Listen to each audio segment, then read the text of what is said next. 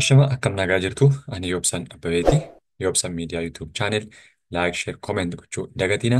Eeyyega akkuma yeroo darbe keessatti barnoota gosa adda addaa waliin ilaalaa turre. Har'a immoo gaaffiiwwan barattoota muraasa irraa kan ka'e akkaataa isiniif ifa ta'een barnoota safuu kitaaba kutaa ja'affaa qabadheen isiniif dhiyaadhee jira. Warri YouTube kanaaf haaraa taatan subscribe, share, comment gochuu hin dagatina. Yaadaaf qajeelfama qabdan hundayyuu jalatti naa barreessuu hin dagatinaan isin jedha. Eeyyega barnoota safuu kana dura kan baratamaan turree fi haala adda ta'een kan qophaa'eerudha. Hanga dandeenye kan waliin ilaallu ta'a.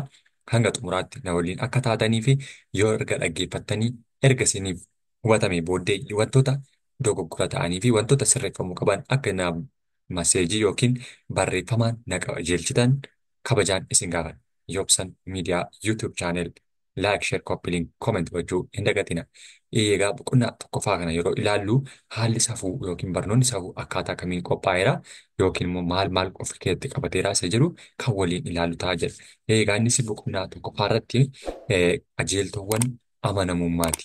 Jalqaba irratti amanamummaa jechuun nama kamiifiyyuu waan barbaachisaa ta'ee fi namaaf kamiifiyyuu kan murteessaa ta'edha.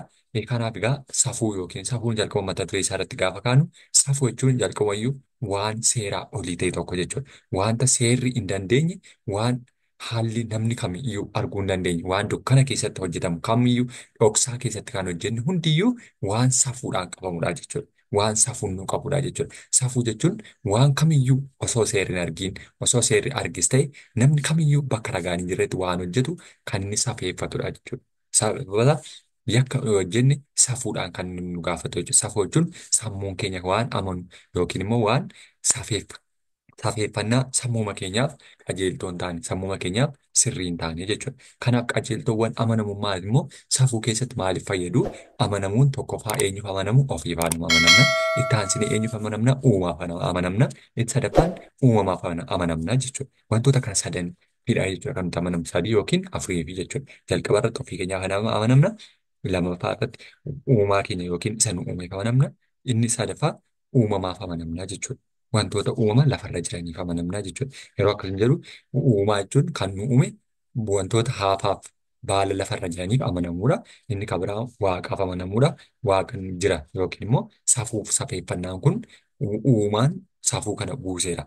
Waan hin hojjetinaa jedhe hin hojjedhu isa jedhu jechuudha. Inni kan biraa namaaf amanamuudha jechuudha. Kanaaf qajeeltowwan amanamummaa keessattis tokko faarratti fakkeenyaaf haala gocha gaarii raawwachuu mana barnootaa yeroo deemanii kan mul'isudha jechuudha fakkiiwwan kun keessatti. Fakkiiwwan kun tokko tokkoon isaanii jechuudha.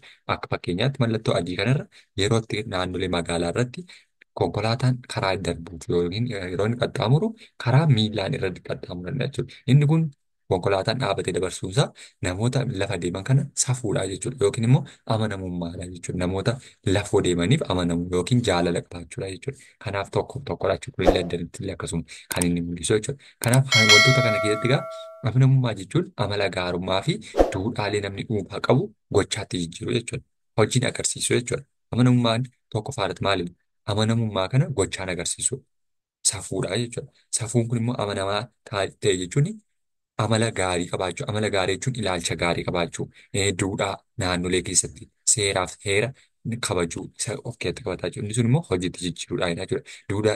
Duudhaalee namoota qajeeltowwan amanamummaa qabanii keessaa muraasni amanamummaa of tuuluu dhiisuu. Of tuuluu dhiisuu jechuun namootatti fakkaruu yookiin immoo of bokoksuu isa jennu tokko jechuudha. Ani kanan qaba yookiin immoo ani akkasidha, ani nama cimaadha, ani nama guddaadha, ani firri koo akkasidha jedhanii of tuuluu dhiisuu. Amala gaarummaa isa gaarii qabaachuu keessa jiru. Inni kan biraa itti gaafatamummaa fudhachuudha. Itti gaafatamummaa fudhachuun immoo karaa lamaani. Itti gaafatamummaa dhuunfaa fi itti gaafatamummaa gareeti. Itti gaafatamummaa dhuunfaa gaafa jennu dhuunfaa keenyaan itti gaafatamummaa raawwachuu qabnu.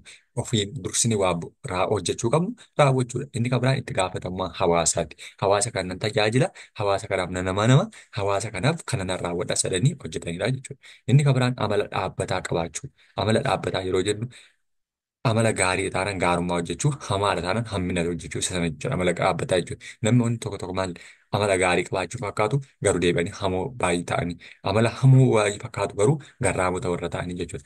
Yookiin immoo amala jijjiirama yoo karaa bukkee ga'anis kana fakkaatanii amala jijjiirratanii nama isa hattuu bukkee ga'an hattuu ta'anii yoo garraamii bukkee ga'an garraamii hamaa bukkee ga'an hamaa ta'anii sobduu bukkee ga'an sobduu ta'anii inni sun barbaachisaa kan ta'an amala dhaabbataa qabaachuu. Kanaaf amanamummaa keessaa isa tokkodha yookiin qajeeltowwan amanamummaa keessaa isa tokko. Kutannoo qabaachuu. Kutannoo jechuun waan hojjennu irratti tokko irratti haa fayyadu haa dhiisu kutannoodhaan waan kun sirriidha jennee dhaabbachuu jechuudha. Kutannoo qabaachuudhaan waan jalqabni tokko fiixaan baasuu. Naatoo qabaachuu.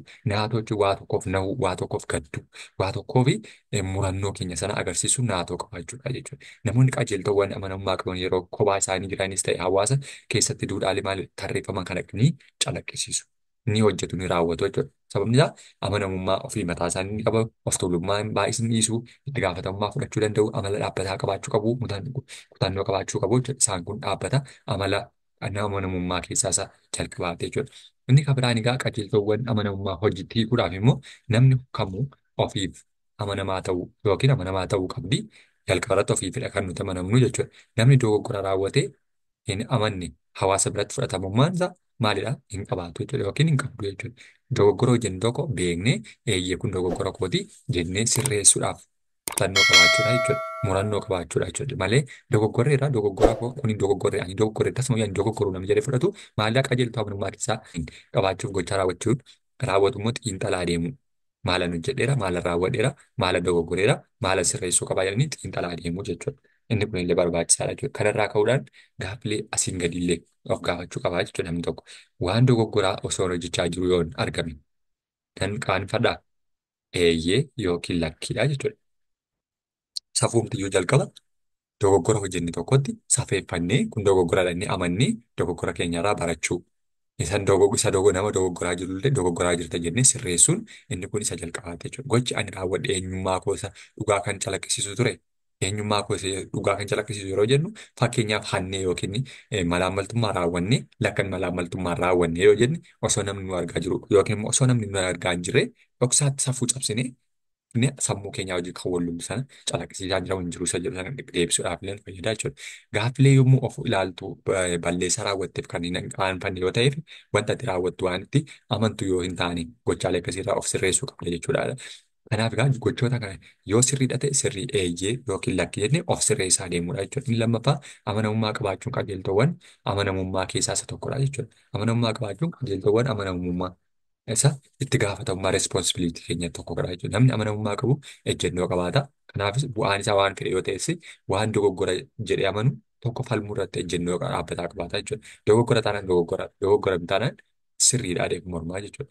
Akka yeroo tokko tokko namoonni baay'een maali yoo dogoggoruu baatanis sirriidha isaan. Ani sirrii madaalanii falmu malee ani dogoggoreera kana sirreessuu qaba. Kan immoo hin dogoggorree jedhanii qajeelfama fudhachuu jaallatanii jechuudha. Inni sun immoo of tuulummaa fi dhibaa'ummaa namootaa keessaati jechuudha. Yeroo hundumaa sirriidha inni of yaadu of tuuluu warra qabaatudha jechuudha. Namni safuu qabu gochi dogoggoraa yommuu hojjetamu yoo arge callisee hin ilaalu yookiin bira hin darbu. Namni ofiidhaan safuu beeku immoo kun safuudha, kun safuu cabsiteetta, kun dogoggorteetta, amanamummaa keessaa baateetta, safuu cabaa jira dhiisi jedhee nama biraallee dogoggora sanarraa sirreessuu qabaachuudha jechuudha. Sanan hojjetu taanaan inni iyyuu maalidha amanamummaa qabaatu jechuudha. Fakkeenyaaf barataan amanamaa ta'e tokko yeroo barataan biiroo qormaataa hatu yoo arge gochi isaa sirrii akka hin taane itti hima. Akkasumas barataan kun tokko qabeenya mana barumsaa mancaasaa yookiin qisaasaa yoo jiraate illee yoo arge akkaataa inni itti himuu danda'u yookiin hin qisaasine itti himuun inni kun safuu fi qajeeltoodha jechuudha. Namni qajeeltoo amanamummaa qabu sadaffaan egaa qabu namoota biroo waliin hariiroo gaarii uumee waliin jiraachuu danda'a. Namni akkasii icciitii namoota biroo ni eega, dhugaa ni dubbata. Bakka namoonni hin jirretti waa'ee hamaa isaanii hin dubbatu jechuudha. Sababni isaa maaliif namni amanamummaa mataa isaa qabu hariiroo gaarii qabaachuu danda'a. Bara kana garuu hariiroo gaarii qabaata osoo hin taane qofaa jiraata namni amanamummaadhaan hin jiraadha. Maaliif namni itti dhiyaatu maaliif waan sirrii dubbata waan qajeeltoo dubbate namatiin adda taanaan kun sirrii miti kun sirrii adda taanaan namni isin jaallatu. Sababni isaa qajeeltoowwan kana hordofuun jaallatu. Maaliif fakkaatee jiraachuu yookiin immoo amala jijjiiramaa qabaatee jiraachuu amaleeffataadha waan ta'eef jechuudha. Inni kabiraan inni guddaan amaloota qajeeltoowwan amanamummaa keessaa inni kabiraan egaa namni gochaalee namni qajeeltowwan amanamummaa qabu agarsiisu keessaa gurguddoon kanneen isaa asiin gaditti isaanis immoo tokkoffaan amanamummaa qabaachuu, kutannoo yookiin naatoo qabaachuu, of tuuluu dhiisuu, itti gaafatamummaa qabaachuu, amala dhaabbataa qabaachuu fi kanneen kana fakkaatan warreen jalqaba ilaallee ibsine keessatti jechuudha. Inni amanamummaa gaafa jennu gaa tokkoffaa irratti amanamummaa jechuun taasisaa amanamummaa jechuun isa maalu yoo ta'e dhugaa dubbachuu fi gochaa sirrii hojjechuudha jechuudha. Isaa malu yookiin immoo isaaf sirriidha jennee kan yaadnu yoo ta'e maal gochuu danda'udha jechuudha. Waan sirrii hojjechuu, waan qajeelaa hojjechuu danda'udha jechuudha. Waan qajeelaa gaafa hojjennu immoo amanamummaa keenya ibsaa, amanamummaa keenya yookiin qajeeltowwan sirrii keenyaa ibsaa jechuudha. Qajeeltowwan sana keessatti egaa inni sirriin isa kamidha yookiin immoo inni sirriin taane isa kamidha jennee sanitti ilaalaa deemnudha jechuudha. Kanaaf amanamummaa keenya keessattis isa qajeeltoo sirriidha jechuudha inni kun. Kanaaf amanamummaa jechuun mataan isaayyuu waan sirrii, waan qajeelaa hojjechuu jechuudha. Kanaaf amaloota kana keessatti egaa tokko tokkoon isaanii keessattis maalidha amanamummaa sana qabaachuu agarsiisaa jechuudha. Inni kan biraan egaa fakkeenya qajeeltoo yookiin qora dhimmaa yookiin tokkoffaa keessattidha. Kanneen kana warreen kana dubbisuudhaan bira gahuu ni dandeessanii. Inni kan biraan kutannoodha jechuudha. Inni lammaffaa maalidha? Kutannoodha. Kutannoo jechuun immoo dandeettii yookiin cichoomina waan sirriidha jedhanii amanan tokko raawwachuuti. Kutannoodhaan waan sirriidha jenne tokko dhugaadha inni na ta'an dhugaadha inni dhaabbannee falmu. Waan kun safuu cabseera inni mormineera taanaan safuu cabseera safuun cabeera taanaan karaa safuu cabe sana ibsinee amansiisuu danda'udha jechuudha inni sirrii ta'e jechuudha inni lammaffaan. Inni kan biraan egaa amanamummaa kana keessatti amala namni biraan calaqqisiisu badaa ta'e tokkollee maaliif sirrii isaa yoo deemnedha jechuudha. Inni sadaffaan naatoo qabaachuudha. Naatoo qabaachuu jechuun dandeettii rakkoo namoota biroo akka rakkoo ofiitti ilaaluu, nahuu fi gadduu fi isa jennu jechuudha. Ilaaluu yookiin nama nahuu jechuudha. Namaa nahuu, naatoo qabaachuun. Naatoo kutannoo keenya keessatti namaaf nahuu. Rakkoon yoo nama mudate illee namni kun dogoggoreera taanaan dogoggora isaatti akka inni hin miidhamne immoo maal gochuudha? Dogoggortee ta'a garuu dogoggora keerra kanarraa barachaa deemi, sirreeffachaa deemi jennee sirreessuudha jechuudha. Kanaaf haala kanaatiin kutannoo naatoo qabaachuu keessatti tokkodha jechuudha. Kanaaf egaa fakkeenyaaf jaldoo utaalee qabatee saatoo gama ofii bareedan qabu naatoo namaa jedha. Maal jechuu barbaadeetu fakkeenyaaf walaloo kana keessatti jaldoo utaalee qabatee saatoo gama. Saatoo jechuun waan gamatti harkifamtee jirtu yookiin rarra'ee jiru qabatee ofii bareedan qabu naatoo namaa. Namaaf immoo nahu. Ofii bareedan qabu bareedni isaa namaaf immoo san naasisu sumayyoo jechuudha. Maaliif bareeda ani fokkisaa dhalee itti namanuu jechuudha. Kanaaf haala kanaatiin illee ibsuu yaalameera jechuudha. Kanaaf inni arfaffaan daaratti arginu of tuuluu dhiisudha. Kana jechuun ani nama hundumaa nan caala jedhanii of ilaaluu dhiisu. Namni tokko of tuuluudha yookiin of tuulaadha kan jennu ani nama hundayyuu nan caala yookiin immoo ani nama gaddaa jedhanii of ilaaluudha. Lamaan isaayyuu garaagarummaa ni qabaatu illee malee ani namaa olidha jedhanii gaafa yaadan of tuulummaa ani namaa gadidha jedhanii gaafa yaadan immoo akkaataa uumama keenyaallee yeroo itti morminu namaa gadi yookiin sammuu keenya gabaa dhiphisnee ilaaluudha jechuudha. Kanaaf of tuuluu dhiisuun illee qajeeltowwan amanamummaa keessaa isa tokkodha jechuudha. Kanaaf haala kanaatiin tokko tokko isaanii ilaallee jechuudha. Inni kabiraan egaa itti gaafatamummaa irra kan jiru itti gaafatamummaa. Itti gaafatamummaa responsibilitii jennu jechuudha. Itti gaafatamummaan immoo ga'umsa gochaa keenyaaf waan dhufu kamuu fudhachuuf qophii ta'udha. Dogoggoree taanaan dogoggorri sun dogoggora kan qootannee itti gaafatamummaa fudhachuu. Waan tokko immoo sodaa tokko malee nan hojjedha nan raawwadha. Nan fiixaan baasa jennee itti gaafatamummaa fudhachuudha jechuudha. Itti gaafatamummaa dhuunfaa keenyaa fi itti gaafatamummaa gareetummoo jira waan ta'eef itti gaafatamummaa dhuunfaa keenyaa nan danda'anii of amansiisu. Nan hojjedha nan raawwadha of amansiisu. Itti gaafatamummaa garee immoo garee kana nan hojjechiisa nan raawwachiisa. Nan fiixaan baasa jedhanii itti gaafatamummaa fudhachuudha jechuudha. Kanaaf haala kanaatiin itti gaafatamummaawwan jiranidha jechuudha. Qorri dhimmaa tokkoo hanga shaniillee ni jira isaan kana hundi keessanii haala isiniin mijateen dubbisaa deema yeroo fixa waan ta'eef. Inni kan biraan amala dhaabbataa qabaachuudha. Amala dhaabbataa qabaachuu jechuun gaa jalqabatti ibseen ture. Amala dhaabbataa qabaachuu jechuun amalli namni tokko dhuunfaan qofaattis ta'e hawaasa keessatti argisiisu wal fakkaataa yookiin wal simataa yoo ta'e. Namni tokko iddoo sobduu ga'e sobduu fakkaate, iddoo garraamii ga'e garraamii fakkaate, iddoo hamaa ga'e hamaa fakkaata taana inni sun maalidha? Amala dhaabbataa miti jechuudha. Amanamummaa qajeeltoo hin qabu jechuudha. Yeroo sana namni maal godha? Namni nama namanuu jechuudha. Namni maal fi nama namanuu amalli isaa jijjiiramaa waan ta'eef iddoo dhugaa jirutti iddoo kanatti yoo itti himni dhugaa kana fudhachuu dhiisuu danda'a. Deebi'ee nu galagaluu danda'a yookiin nu haaluu danda'a jedhanii yaadu jechuudha. Kanaaf amala dhaabbataa qabaachuun amala qajeeltoo amanamummaa keessaa isa tokkodha jechuudha. Kanaaf haala kanaatiin tokko tokko isaanii ilaaluu dandeenya jechuudha. Inni kan biraan barbaachisummaa qajeeltowwan amanamummaati. Qajeeltowwan barbaachisummaa kun immoo maaliif barbaachisu? Maaliif kan isaan barbaachisan yookiin namni tokko amala qajeeltowwan qabaachuu amanamummaa qabaachuu sana keessatti maaliif isa barbaachisa yookiin maaliif nama barbaachisa? Hawaasni hawaasni namoota qajeeltowwan amanamummaa qabaniin ijaarame hawaasa biratti yookiin immoo naannoo jiraatu keessatti illee maalidha? Qajeeltowwan qabaata jechuudha. Qajeeltowwan inni qabaatu keessattis qajeeltowwan namoonni qabaatan keessattidha jechuudha. Qajeeltowwan sana keessatti tokko tokko isaanii maal gochuudha?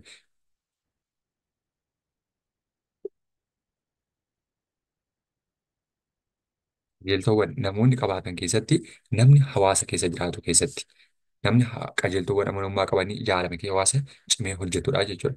Hawaasni namoota qajeeltowwan amanamummaa qabu jechuun hawaasni tokko akka guddatuuf, hawaasni tokko akka jijjiiramuu fi qajeeltowwan mataa isaanii qabaatu jechuudha. Hawaasni akkasii dadhabbii namoota biroo irraa bu'aa argachuu hin barbaanne jireenya isaanii fooyyeffachuuf waan humni isaanii danda'uun hunda hojjetu jechuudha. Amanamummaan walitti dhufeenya hawaasummaa ni cimsa. Walitti dhufeenyi kunis immoo namoonni walii isaanii amanuu irraa kan maddudha jechuudha. Yeroo baay'ee namoonni amanamummaa qaban maal ta'u yeroo baay'ee amanamummaa irraa ka'uudhaan erga maddee amanamummaa qaban immoo waadaa salphaatti hin seenanii jechuudha. Yoo seenanis dafanii keessaan ba'u waan ta'eef. Yoo waadaa seenanis immoo raawwachuu malee hin cabsan jechuudha. Dirqama waan raawwachuu qaban sana dirqama raawwatu jechuudha. Akkasumallee kabaja namoota biroo irraa argachuufis amanamummaan barbaachisaadha jechuudha. Amanamtee teessee jennaan kabaja namoota argatta. Namnis immoo dhugaadhaan si kabajaa jechuudha. Hawaasni nama yeroo hundaa dhugaa dubbatuuf kabaja guddaa kenna. Kanaaf hawaasni namoota qajeeltowwan amanamummaa qabaniin guutame hawaasa kabajamaadha jechuudha. Kanaaf namni qajeeltowwan amanamummaa qaban haalota rakkisoo irra isaan mudatan dandamachuu danda'u jechuudha. Akkasumallee rakkoo isaan mudatu kamuu cimsanii keessaa bahuudhaaf kutannoo cimaadhaan kan isaan raawwatan yookiin kan isaan itti deeman jechuudha. Inni kan biraan mul'istoota nama qajeeltowwan amanamummaa qabuuti jechuudha. Mul'istoota yookiin immoo calaqqeewwan namoota qajeeltowwan amanamummaa qabanii akkaataa kamitti beekuu dandeenya yookiin immoo akkaataa kamiin ilaaluu dandeenya.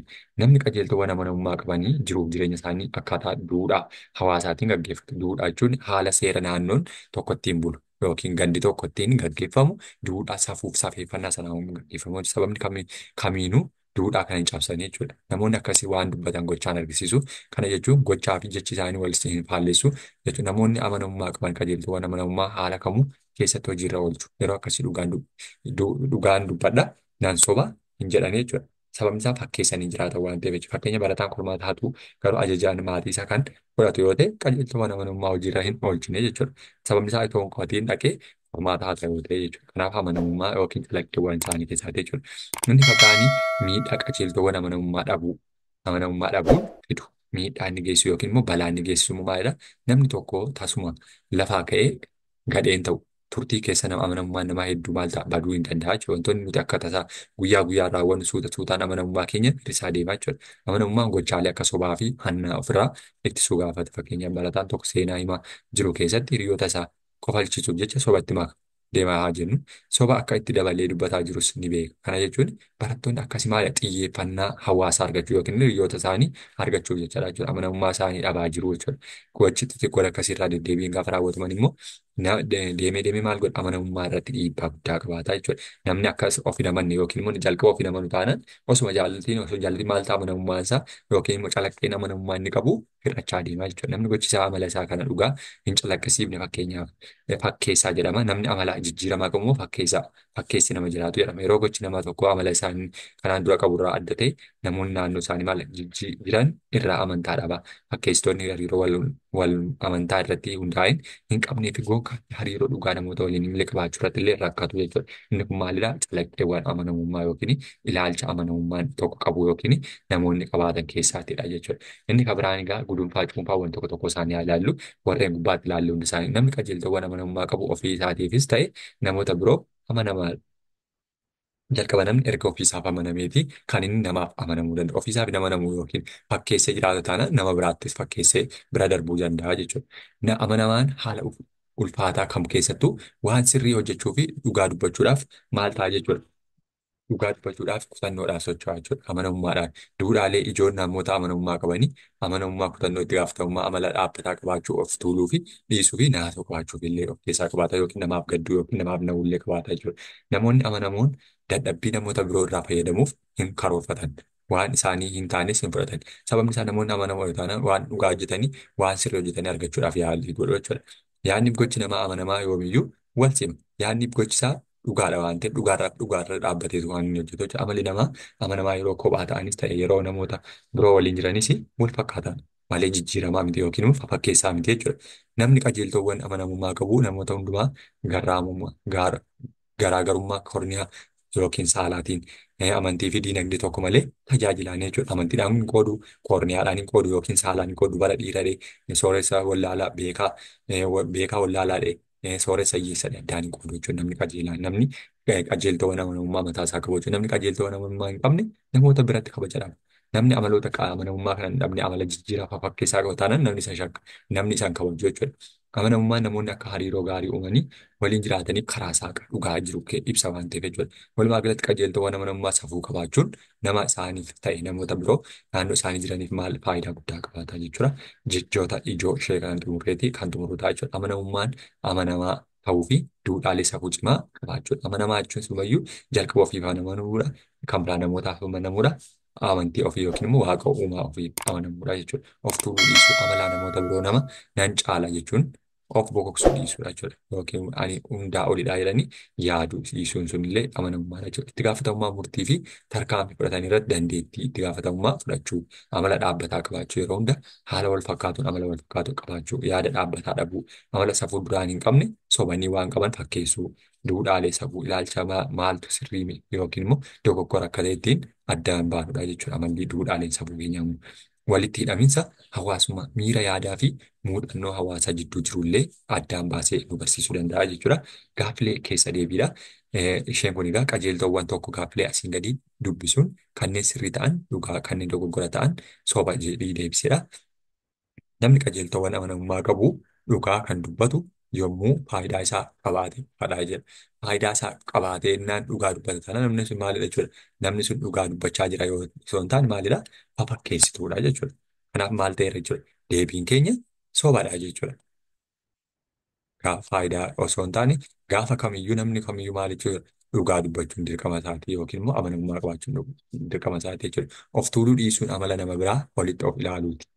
Of tuuluu dhiisuun amala nama biraa walitti of ilaaluuti. Kunillee maalidha? Sobadha. Of tuuluun namaa olitti of ilaalu namaa gaditti of ilaalu. Ani uumama sirriidha jedhanii of ilaaluudha malee dhugaa jiru malee namaa olitti of ilaalu taanaan inni sun kan caaluyyuu ani hunda hin caalaa jennee ilaalla jechuudha. Kanaaf hundaa olitti of ilaalus miti hundaa gaditti of ilaalu miti jechuudha. Namummaa keenya garuu kabajuun dirqamadha jechuudha. Kanaaf deebiin keenya kunillee soba ta'a jechuudha. Inni sadaffaa namni safuu dhugaa qabu gaafa nama waan hamaa hojjetu argu hamilee dubbachuu qaba. Namni dhugaa qabu gaafa nama waan hamaa hojjetu argu hamilee dubbachuu dhugaadha kun. Sababni isaa namni safuu qabu safuu beeka taanaan nama dogoggore tokko sirreessuudhaaf hin saalfatu jechuudha. Maaliif hattuu miti taanaan hattuun nama biraatiin hate hataarta waan ta'eef dhiisee jechuu hin danda'u. Kanaaf maalidha waan dhugaa jiru tokko duwwaatti himee darbuu danda'a jechuudha. Kanaaf sobadha jechuudha. Qajeeltowwan amanamummaa dhabuun hawaasa irraa amantaa akka argannu nu taasisa. Qajeeltowwan amanamummaa dhabuun hawaasa irraa amantaa akka argannu nu taasisan toona akka dhabnu nu taasisa. Kunis sobadha. Deebiin keenya hundiyyuu soba ta'aa jira jechuudha. Egaa inni kabiraanii haala kana keessa shanaffaa yookiin immoo gaaffiin lammaffaan immoo maal jira? Gaaffilee asiin gadi dubbisuun deebii hundarraa sirrii ta'e filadhu. Hundarra yookiin immoo kan caalaatti dhugaa ta'e jechuudha. Kan caalaatti dhugaa ta'e yeroo jennu egaa kana keessatti maaltu jiru?